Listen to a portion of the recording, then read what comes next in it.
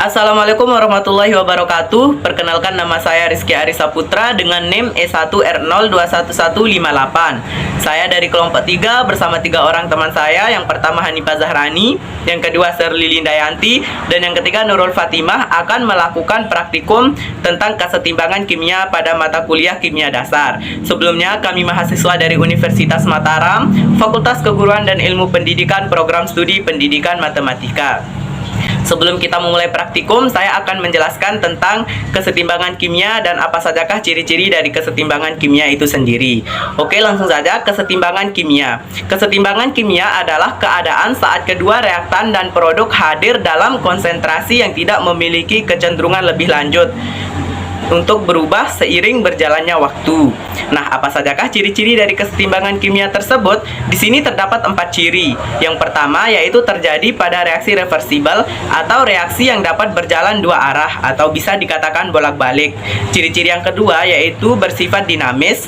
Ciri-ciri yang ketiga yaitu reaksi seolah berhenti, akan tetapi secara molekuler reaksi tersebut tetap terjadi. Dan ciri-ciri yang keempat atau ciri-ciri yang terakhir adalah reaksi mencapai kesetimbangan ketika laju reaksi yang kanan sama dengan laju reaksi yang kiri, atau V1 sama dengan V2, sehingga perbandingan konsentrasi reaktan dan produk itu tetap. Sekian dari saya, selanjutnya akan dijelaskan oleh teman saya Sherly Lindayanti dengan NIM E1R021159, dan kemudian nanti juga akan dijelaskan oleh teman-teman saya yang lainnya. Sekian dari saya. Assalamualaikum warahmatullahi wabarakatuh. Baiklah, saya di sini akan menjelaskan tentang jenis-jenis kesetimbangan kimia.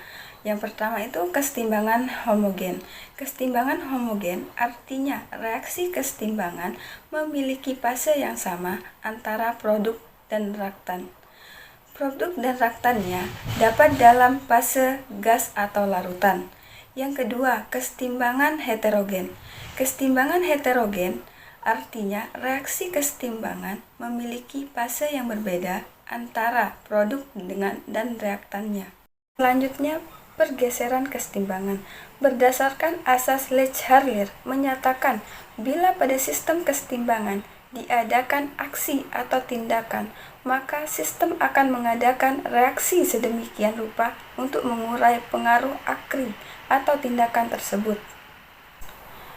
Perubahan yang terjadi pada kesetimbangan akan menyebabkan adanya pergeseran kesetimbangan ke kanan atau ke kiri. Perubahan dari keadaan kesetimbangan awal ke keadaan kesetimbangan yang baru akibat adanya aksi atau tindakan disebut dengan pergeseran kesetimbangan. Mungkin cuma ini dapat saya jelaskan, akan dilanjutkan oleh teman saya.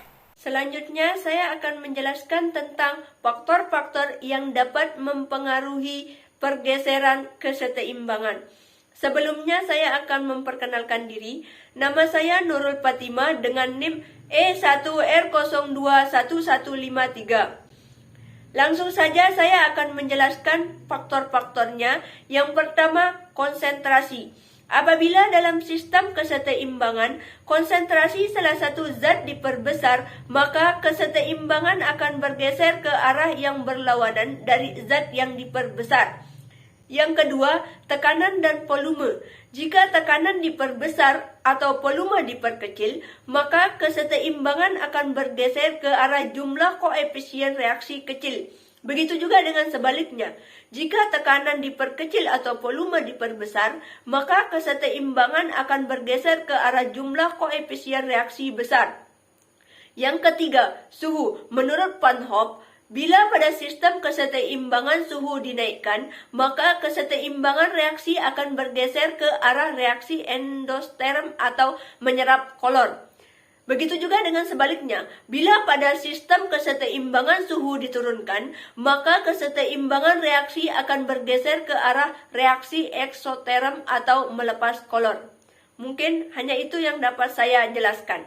Saya Hanifah Zahrani dengan NIM E1R021135 akan melakukan percobaan praktikum kesetimbangan kimia.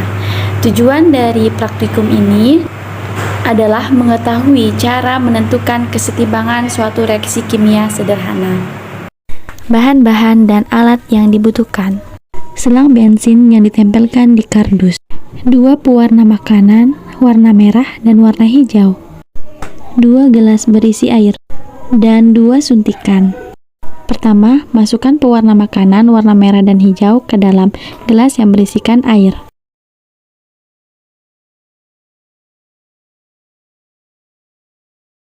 Lalu aduk air sehingga warnanya tercampur rata.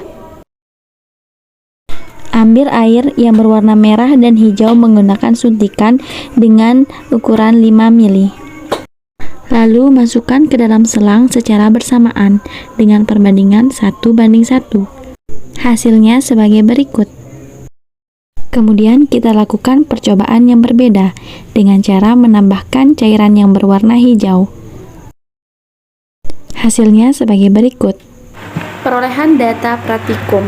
Perlakuan yang dilakukan adalah larutan merah dan larutan hijau ditambahkan secara bersamaan.